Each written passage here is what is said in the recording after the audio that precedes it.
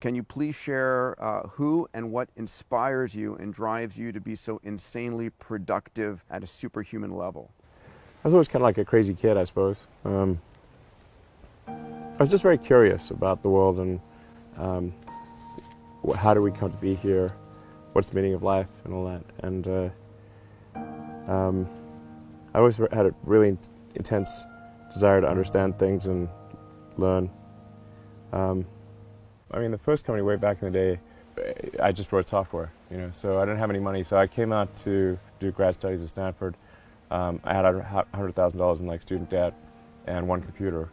And I was going to actually work on advanced capacitors for use in electric vehicles. I remember that, you saying that. Way back in the day. Yeah. And I'd spent a couple summers working on that before in Silicon Valley before going to Stanford. And then that summer I was like, well, the internet's going to be something that really changes.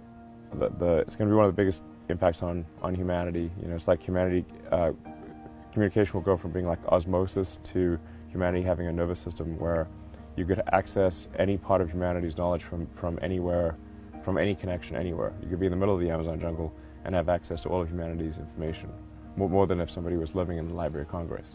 So it's like, well, I want to be part of creating that. And so I just started writing software. I've been writing software for a long time, but I actually wrote the first maps and directions on the internet, the first white pages, first yellow pages, by myself. And then, we hired a few interns, and then my brother joined, another friend of mine, Greg Curry, who's passed away, and then we got some venture funding. I thought it was crazy that these guys were going to give us they gave us like $3 million, and I was like, this is insane. It's just us and some interns. Yeah, I mean, I had sort of an existential crisis, I guess, when I was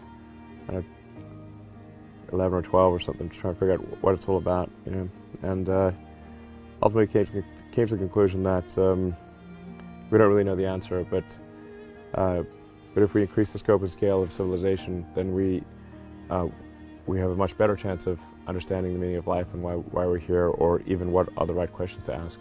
So therefore, we should strive to expand the scope and scale of consciousness to better understand the questions to ask about the answer that is the universe.